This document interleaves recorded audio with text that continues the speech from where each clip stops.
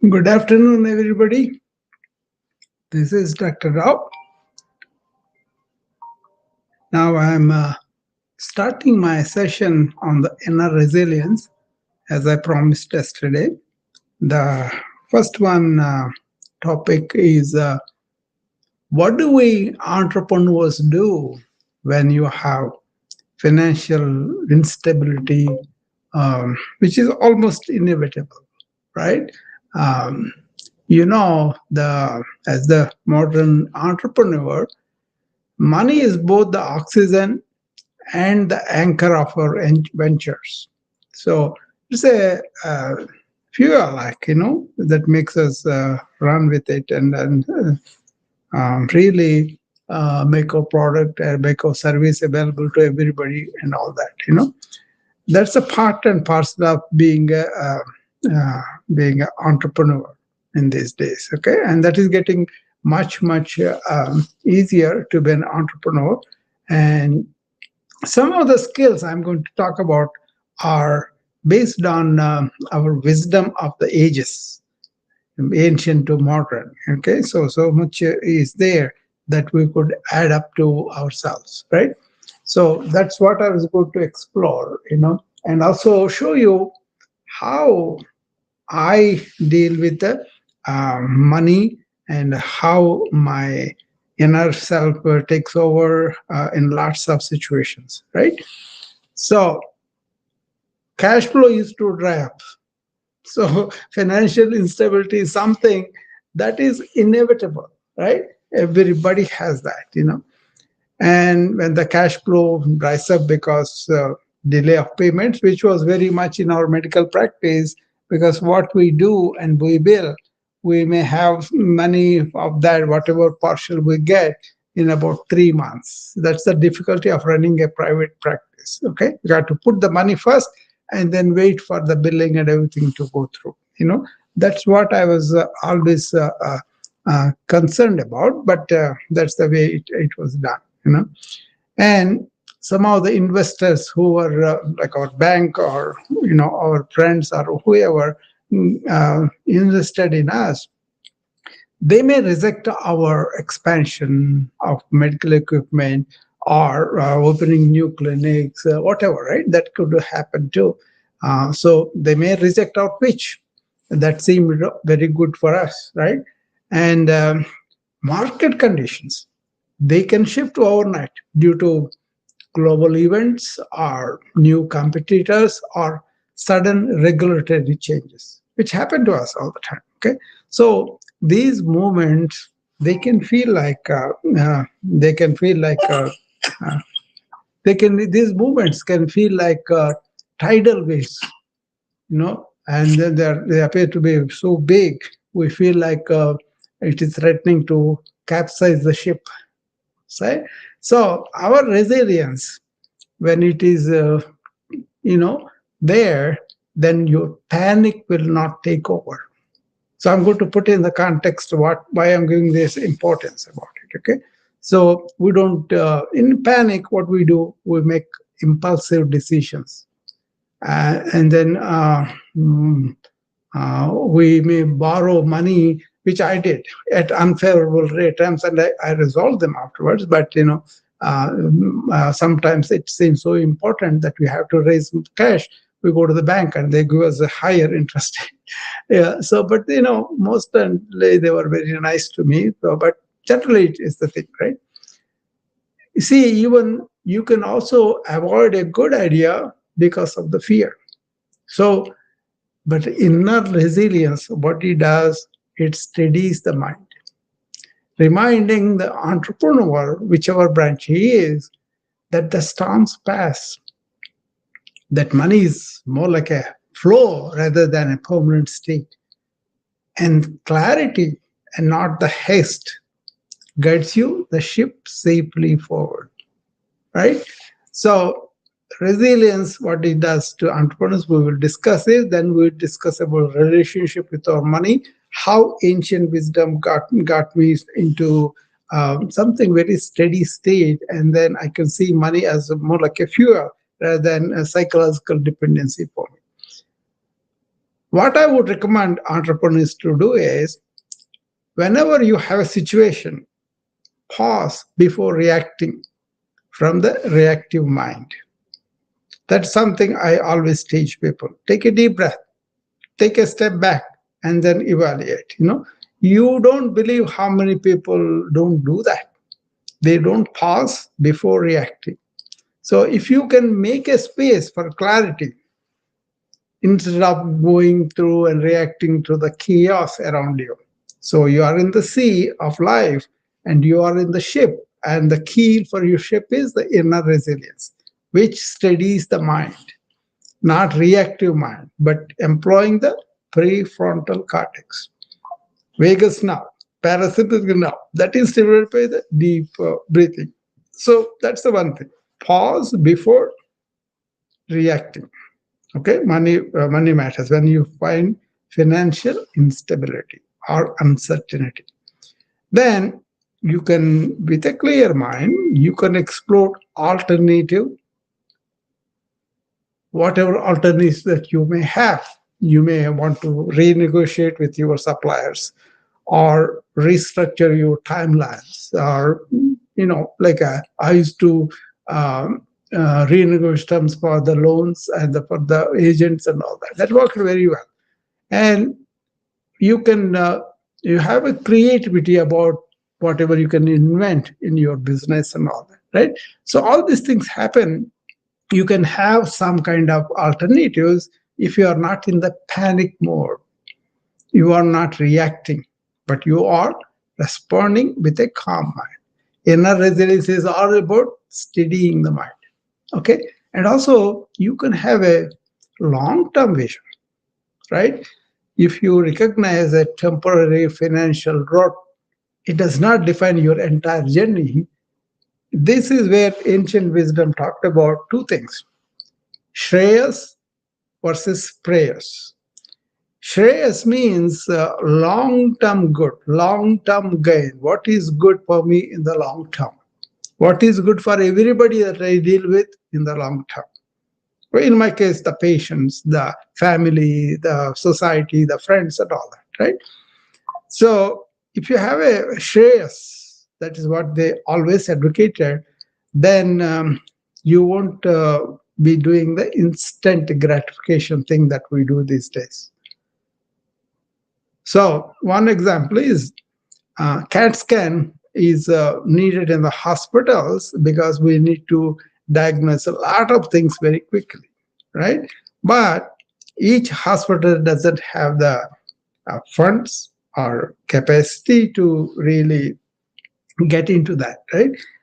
But that was abused, and a lot of healthcare expenditure has gone up because everybody wants everything that is very, very modern, very cutting the edge right away. So sometimes you may not be able to do it, but the salesman will make you buy or commit to a long-term contract, which is not good either.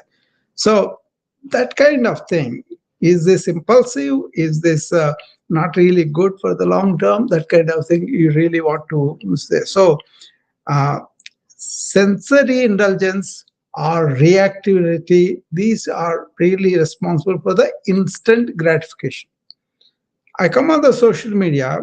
Do I care about the likes or the people comments and all that? That's the instant gratification. That is the dopaminergic thing that is going on.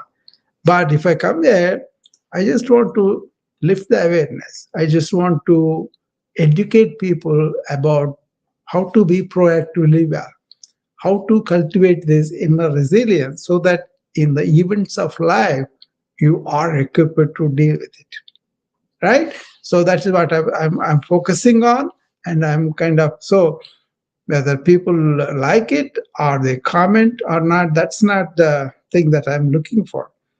Am I making uh, a difference, at least in some people?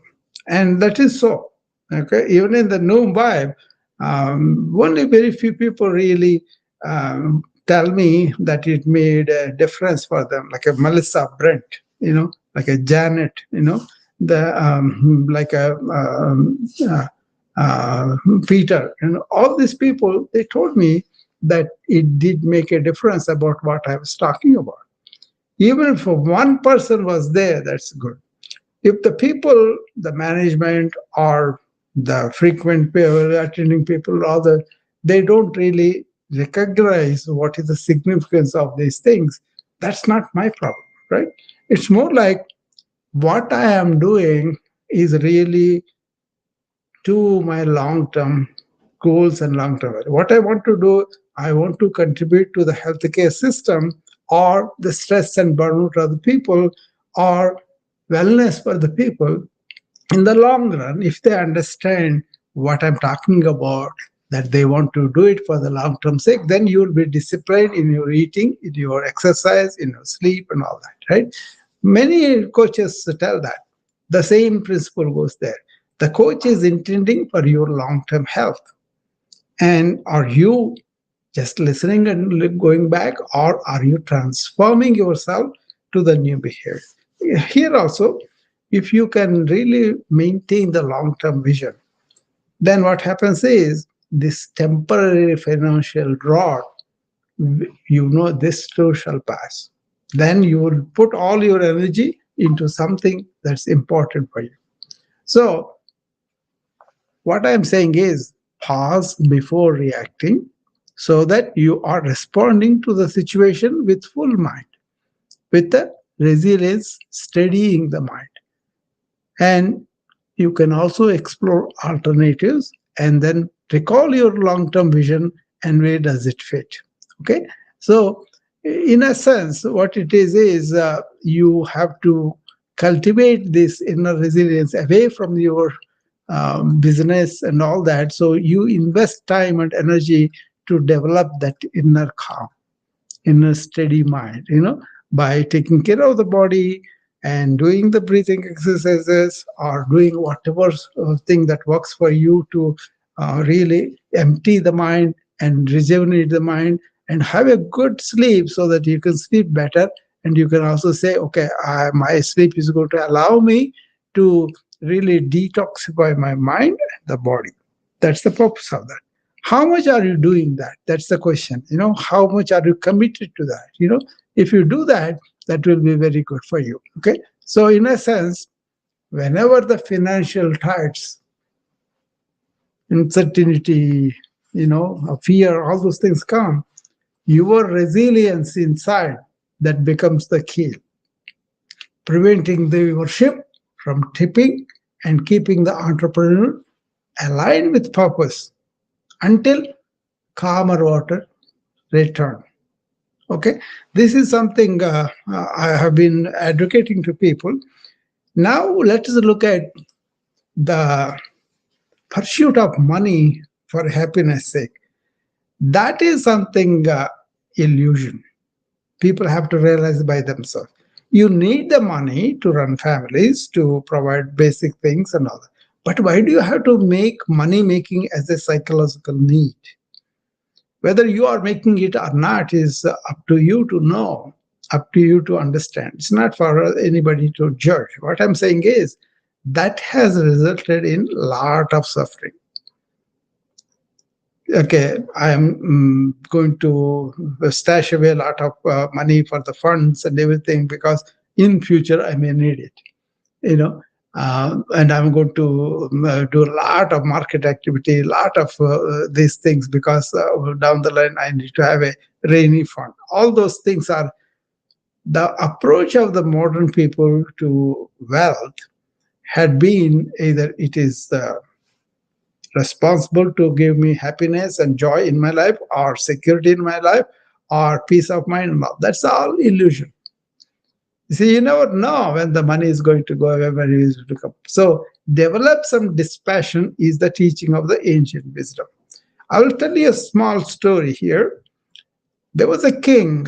He was very rich because he was waging wars on his neighbors and occupying their kingdoms and then looting all the property from them. So, I had been accumulating a lot of money, and he was really bothered by how to maintain that, how to make sure it's not stolen, how it is properly used, or if it is if it's not used, it is like right there in the go down, so that we don't have to worry about money down the line. All those worries, right? Maintaining the money that he has accumulated. So he has no moment of rest. He was always worried somebody is going to steal. Whatever it is, his mind is not peaceful, calm. He did not give him that security that he thought it will give it to him. One day he walked onto the balcony, and way there at the front gate, he saw a beggar playing with children. And he is just wearing a loin cloth, and he has this beaming smile on his face. And he is so happy to play with children.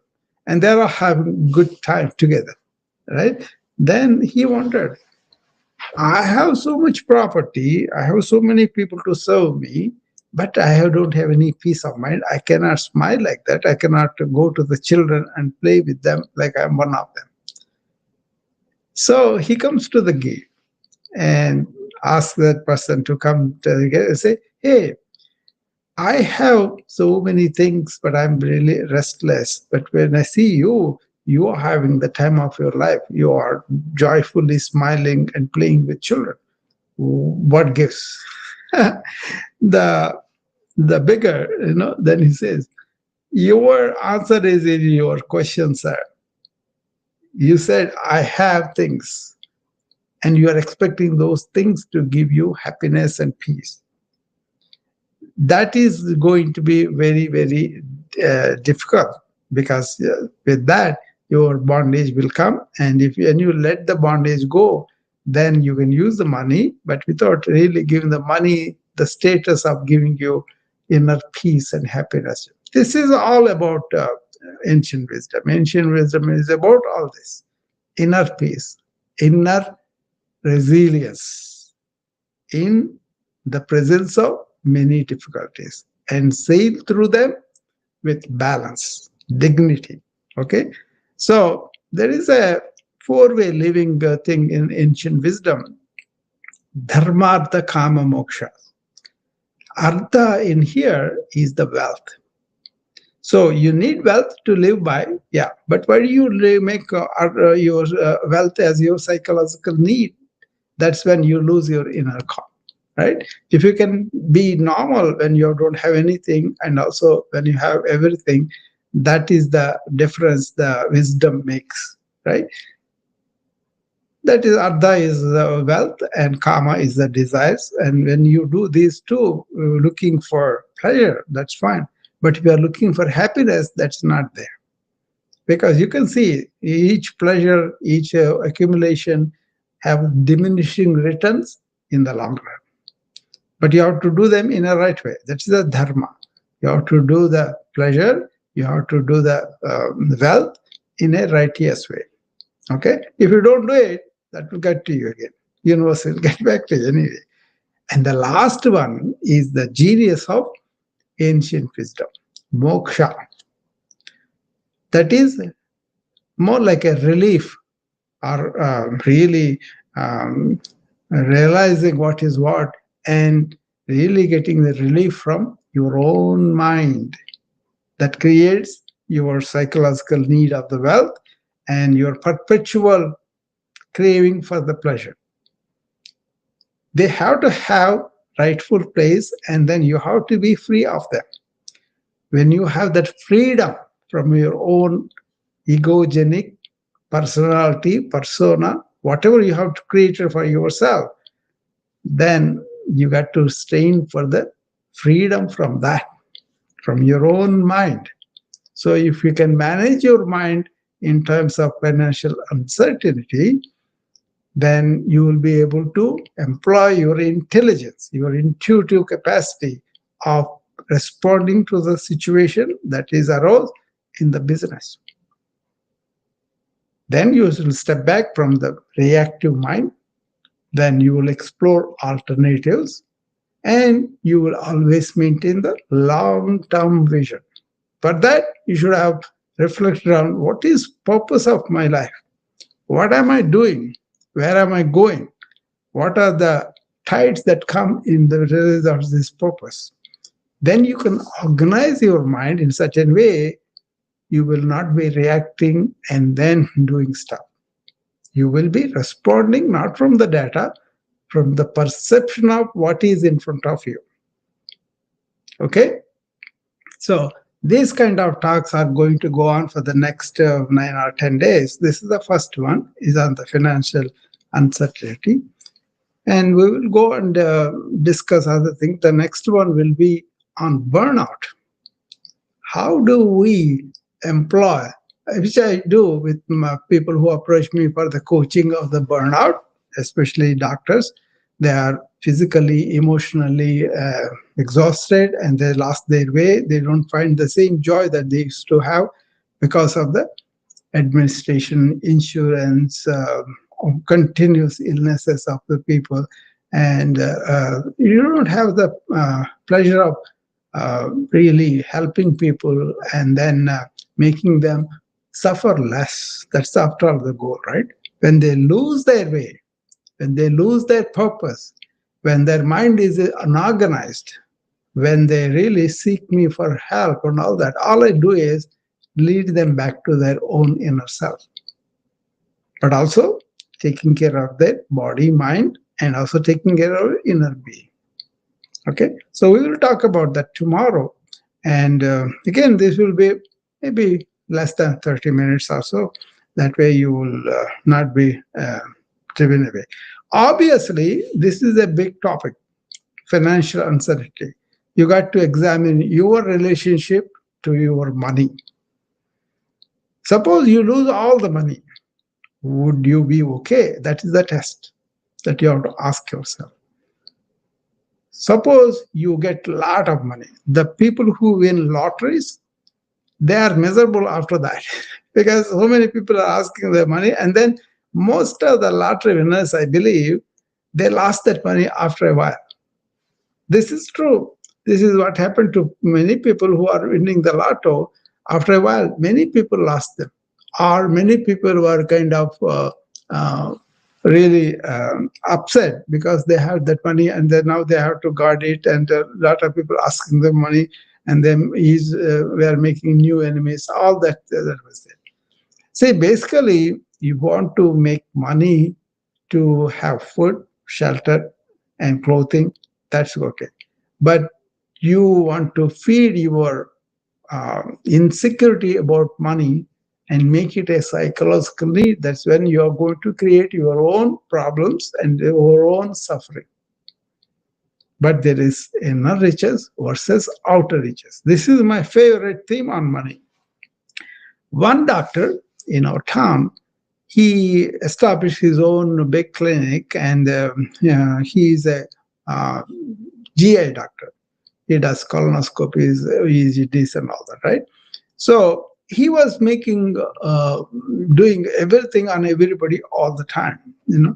So one day I had a patient who is a young person. Her brother had this familial polyposis. So in those terms, it's a definite cancer condition, definite mortality is there. So we kind of take the colon away, in those people.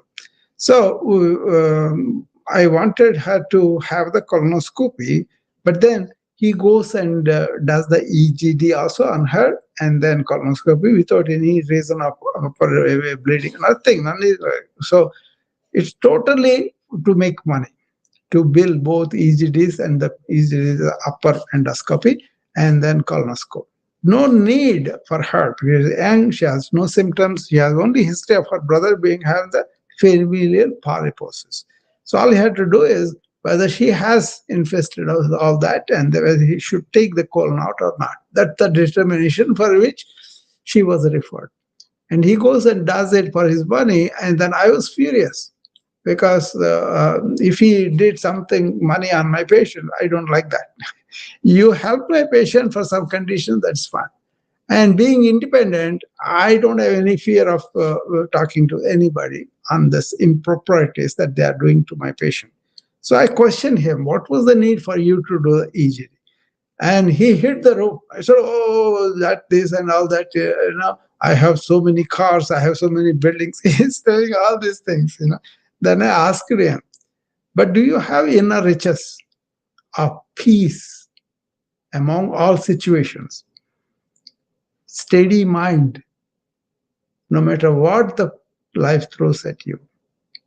Can you be loving to everybody without expecting anything in return? These are the inner riches I'm talking about, which human beings are capable of. Are you free from your ego?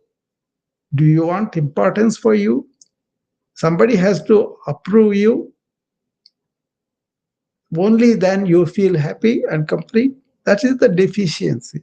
But if you are in touch with your Sachidananda, which is the inner self, which is existential self of yours, which is consciousness, which itself is the bliss, because your mind is not in the movement, but it is the powerful tool that you can use and you can stop. How many people use thought for external things and then keep calm and be intuitively aware of yourself inside? If fear happens, panic happens, or you know, you feel really lost something, you feel lonely, all these things are there. You won't be overcoming them without really realizing your inner intelligence. Once you are that, like you live a life of tranquility, you live a life of very peaceful life with harmony with the universe and other people, and you are really experience what's called ananda, joyful bliss, already there. It's not suppressed by something else. So understand what is your relation to the money, why do you need it psychologically, and how are you making proper decisions with money without all these psychological hang-ups. And you will be cultivating inner resilience of the mind and use it for proper purpose. And if you don't do all this and you expect everybody to give you loan and resolve this, that's not what I'm talking about. Those can be done properly when you have the steady mind. So financial uncertainty, whenever that happens, use your tranquil mind. Do process for that. Get up in the morning, be aware, be in the present, do study your own mind. So, what is my formula? I told you, get up in the morning, don't let the thoughts come in, but be aware. And then be attentive to everything that you do throughout the day. At the end of the day, empty your mind, vacate your mind from all the reactions, positive, negative, whatever, and then go to sleep and see how your own metabolism purifies your mind and other organs too. That's why sleeping and quality sleep is so important. You do all these things, then you manage your reactions better, and you will be not reacting emotionally that quickly, but you will be responding to situations with a steady mind. Hopefully that makes sense for you. And anybody wants to come up and talk to me, that's fine. Hi Prasad, how are you?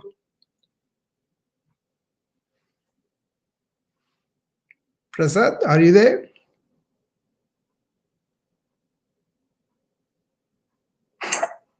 Yes, I am here, Dr. Rao. This is a great um, presentation again from your end. I've been listening. It's 10:30. Sorry, it's almost 11 here, so I'm listening very quietly. Okay. All right. Let's bring in Mabel, and my friend Anu wife. She wants to come up. Stay on. I will talk to you again. Sure. Sure. Thank you. Yeah. Hi, Mabel. Hi, Dr. Ram. How are you? I am great. How are you? Doing awesome. Yeah, I'm home. Yeah. Just chilling. Very good. Very good. So, what do you think about this topic, inner resilience? Well, I think I just listened the last part of your story. Okay. And then you got to go to the beginning and listen again. Then you'll get more. But it's okay. It's okay. Yeah. Yeah. I just want to say hi to you. No, no, And, you understand very easily what I'm talking about, because yeah. you go to work and you want to help people. right? That you tell Yeah, me all the time. exactly. You go to the pharmacy and help people, even the local language and all that.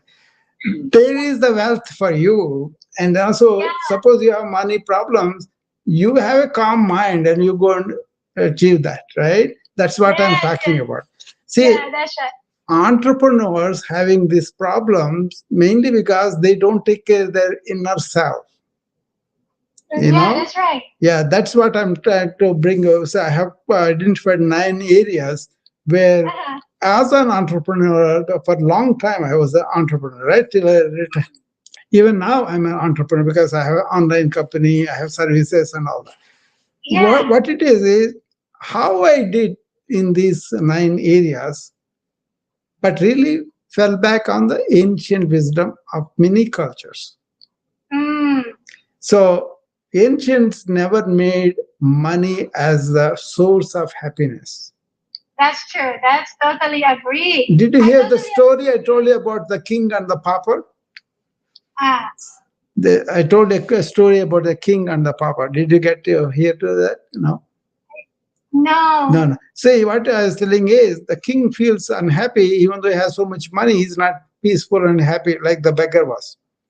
And Yeah. he goes and asks the beggar, "What is your secret? You have a beaming smile, you're playing with children." And the beggar Uh-huh. says, "Your question tells you your answer. You think I have this, that's why I will be peaceful and happy." Uh-huh. Get the dispassion from the having, me and mine, then you will be happy by yourself. Exactly. Yeah, I think I have a story connected that story because yeah, in reality right now, you know, yeah. I I I I encounter that in the Mm. family, Yeah, you know, yeah, yeah. and I will tell you a story about. I think I already shared it yesterday Mhm. that my father-in-law is having um a symptoms of Alzheimer. Alzheimer's. Okay, okay. Yeah. Mm. And then I always go there. I always go there every day. Mm. And you know, for me, my time, that's my gift to them. Mm.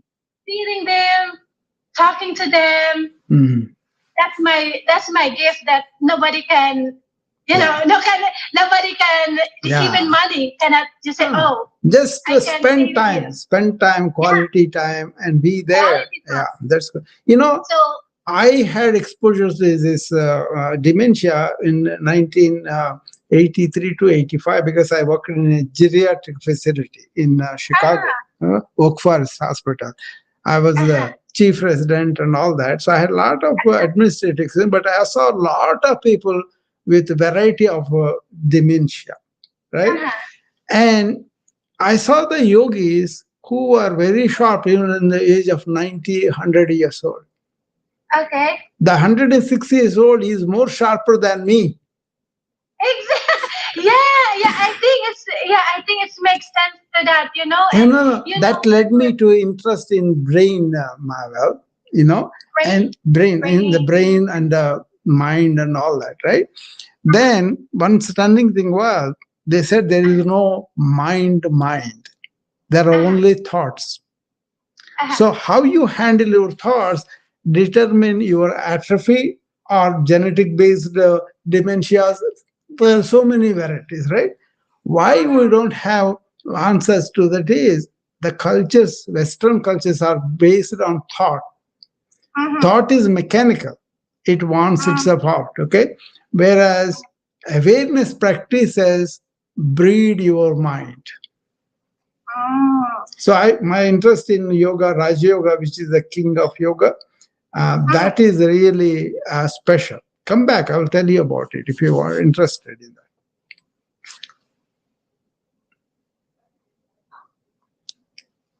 So this king of yoga has 8 steps in it.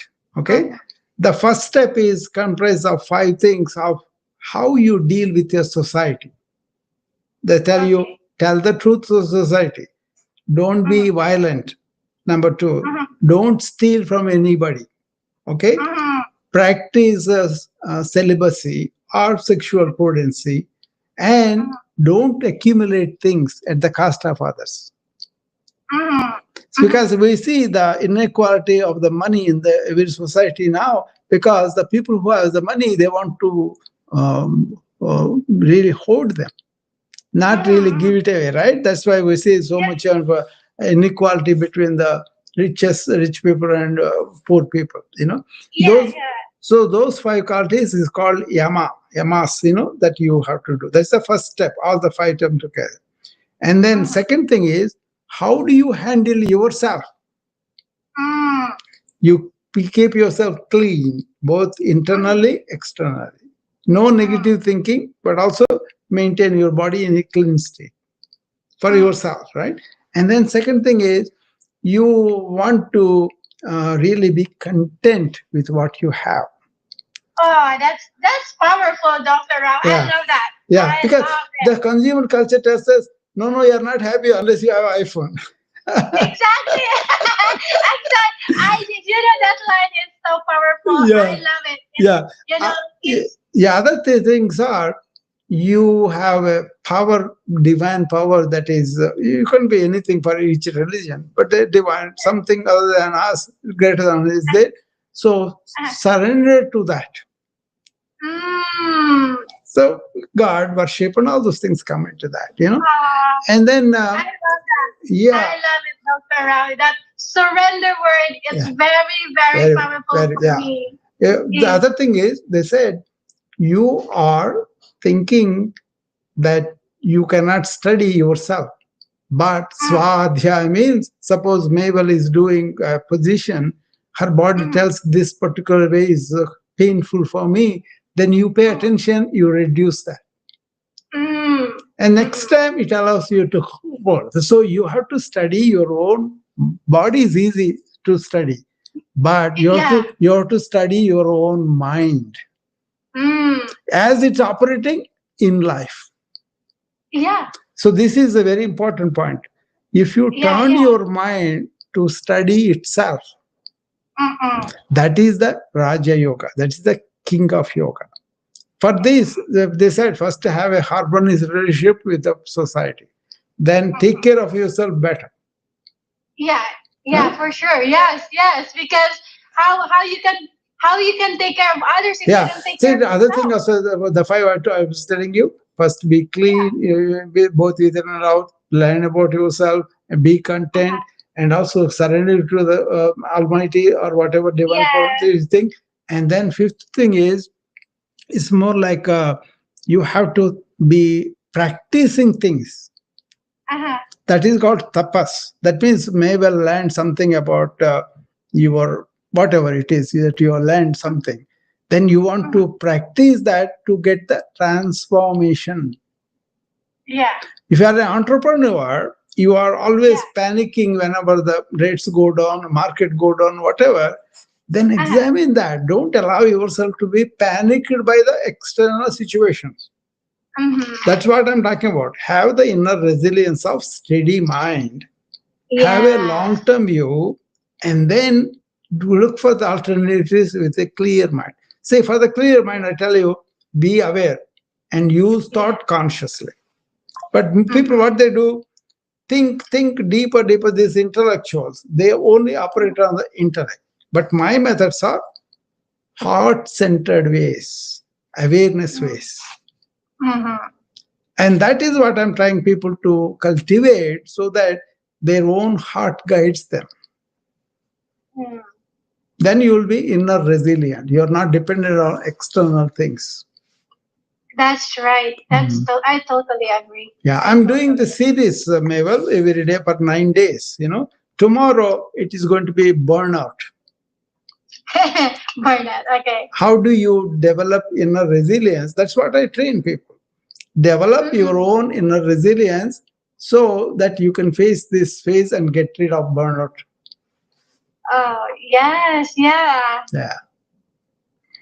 So that is Mabel. Okay. Prasad, are you still there? I'm sorry, because she was asking there. That's why I brought her up. Anyway, she will be there too. You want to say anything, Prasad?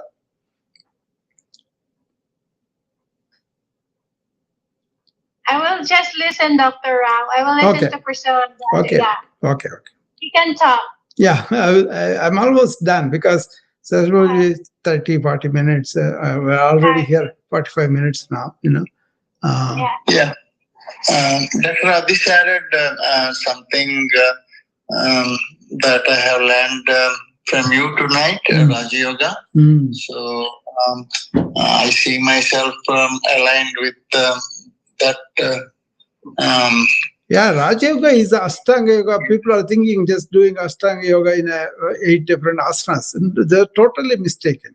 What it is first be harmonious with the society. That is the amas.